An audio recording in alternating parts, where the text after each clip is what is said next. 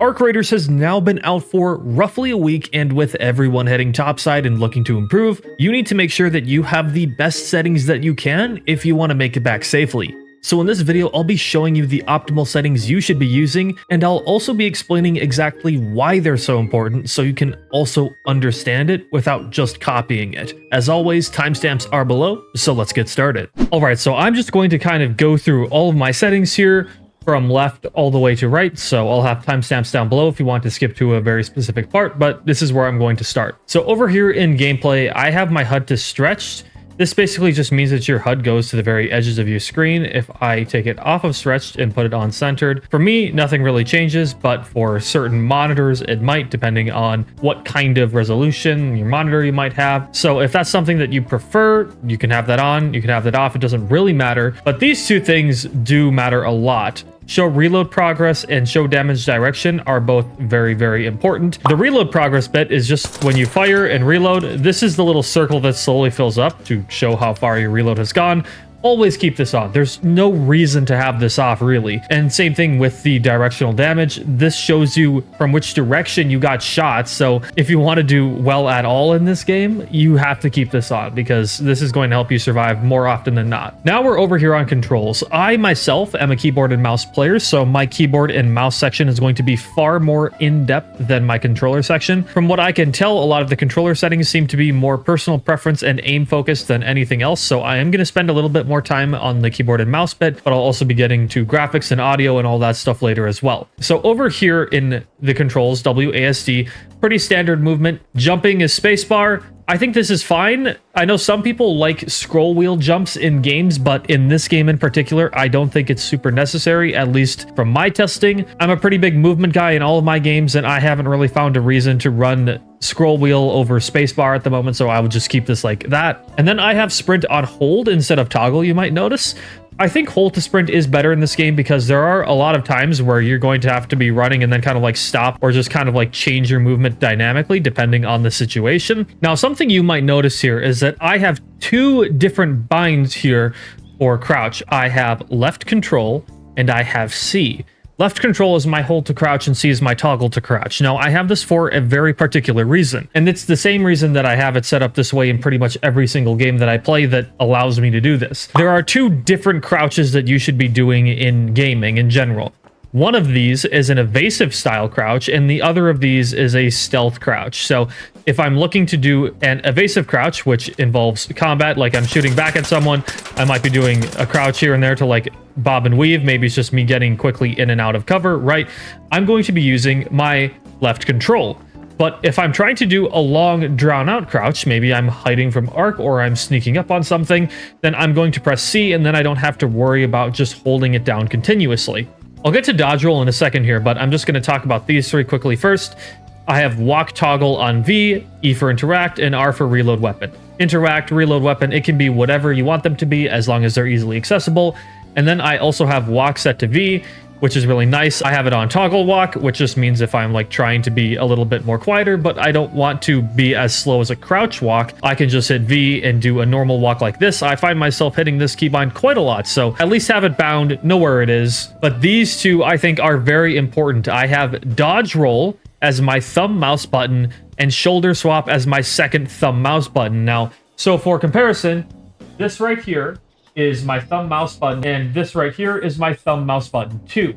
So because my thumb is just naturally sitting here anyways, it's super easy for me to hit any of these keys at a split second, and it feels just very, very intuitive and reactive. Instead of having it on a keyboard bind where I might have to sacrifice some movement in order to press a button, or I might be fumbling around a little bit, having it on this mouse button allows me to basically hit it whenever I feel like, even in the middle of combat, and I like don't get confused ever because it's just right there on my mouse. It's super, super easy to click.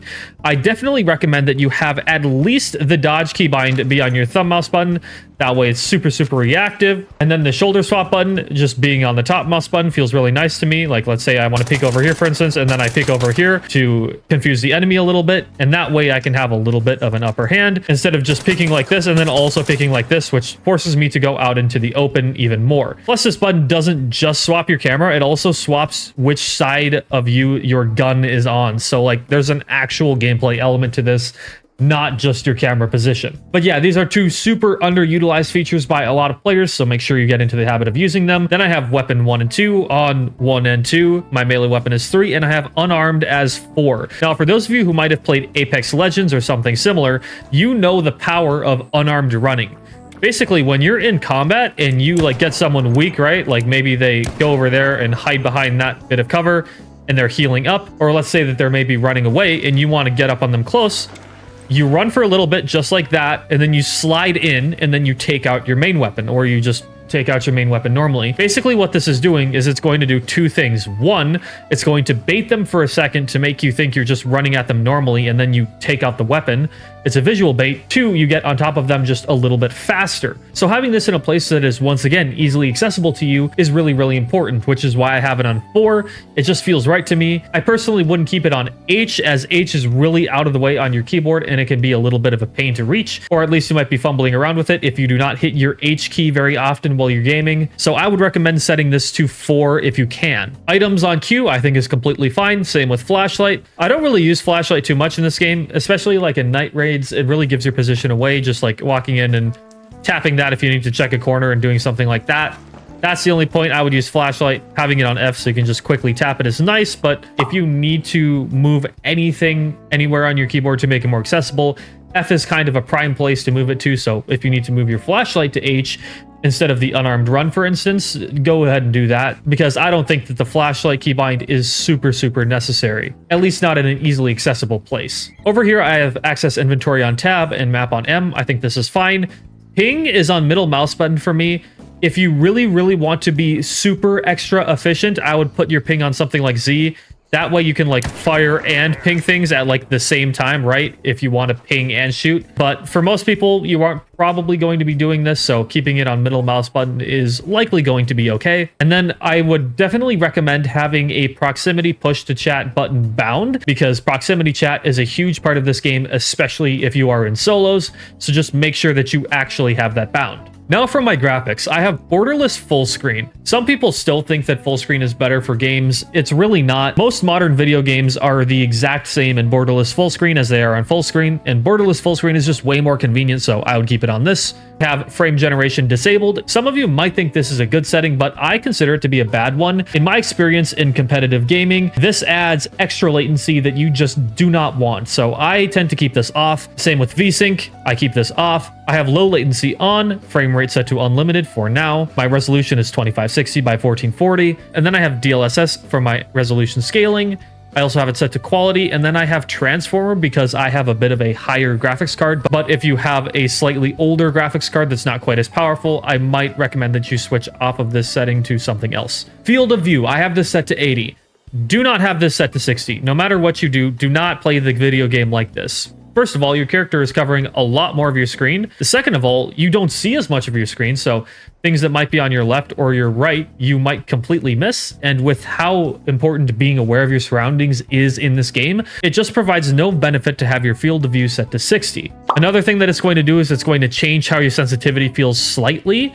It's going to make targets slightly larger, and it's also going to make them appear to move faster across your screen. Just to demonstrate what I'm saying, let's say that we've got this guy over here, and he is slightly out of my view, just like that, right? Then if I go and crank up my field of view all the way to 80, would you look at that? I can see him pretty clearly now. So yeah, there's really no upsides to using a 60 field of view. It's pretty bad. I wouldn't recommend it. I have motion blur disabled for obvious reasons, because this is just going to make your aim a lot worse. If you're really going for that cinematic look, I suppose you could keep this on. In that case, I'm not sure why you're looking at a settings video. Then I have global illumination set to static, so I get more frames. And then some of these settings I do not have optimally set. So if you really want to be super optimal, I would put all of these on low, except for texture, which like has no impact on your performance at all, like basically none.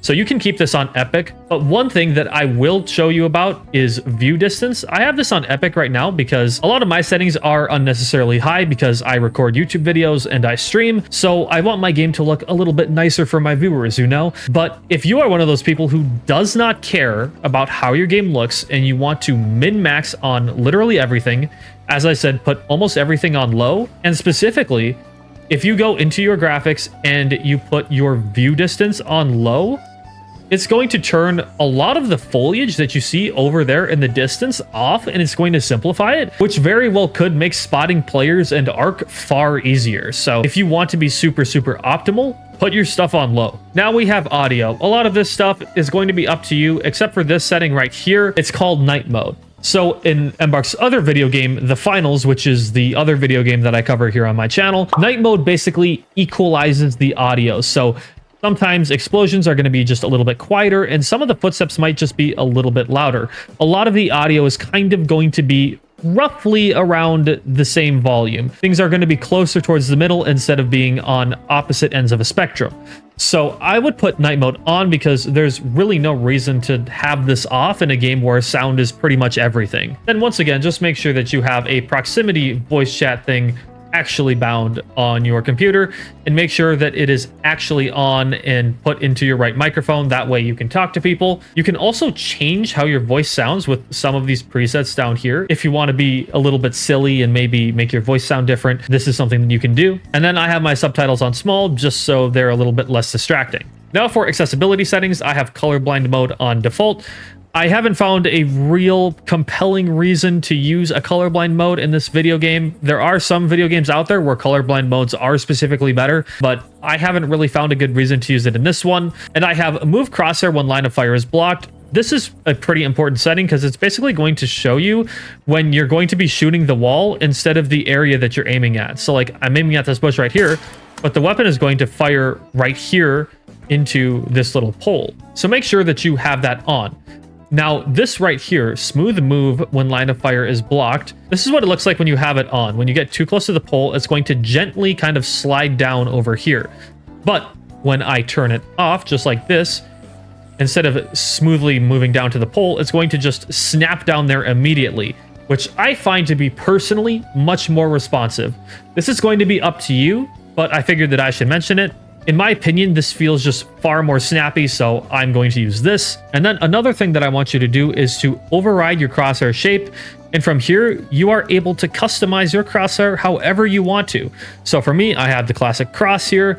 And then I also have weapon crosshair center dot on. Now, I do know that there is dispersion in this game. So, you know, the more you fire, the more your bullets might go off to the left and the right a little bit. But I feel like the center dot is good for just helping you center in general. And it's really nice for something like the anvil in particular, right? Or maybe even the Pharaoh. Then if you want my specific crosshair settings, this is all of them right here. I would also recommend that you do not have your crosshair on red, have it on like a cyan blue or a bright green like I do. This helps it pop against the environments and make sure that you can easily, clearly see it at pretty much all times.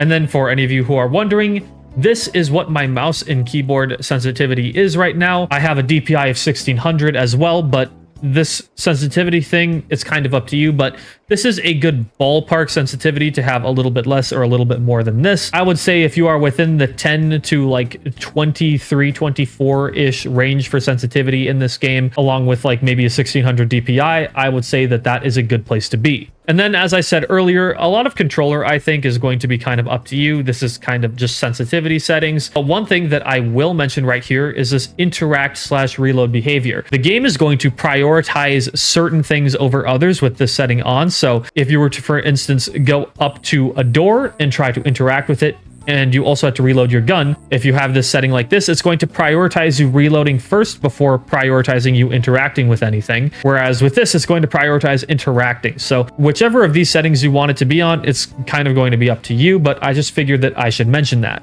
But yeah, those are my settings in Arc Raiders. You guys let me know, was this video helpful to you at all? And if you personally think that you would change something about these settings, what would you do? I'll also be doing tutorials on this game in the future. I'll be doing a very in-depth movement guide soon, as well as a solo play guide, basically how to effectively play as a solo and everything that you should do to avoid dying as much as possible in the future. So make sure that you subscribe if you want to stay tuned for that. But yeah, that's going to be everything for today's video. Thank you all for watching, and I'll see you in the next one.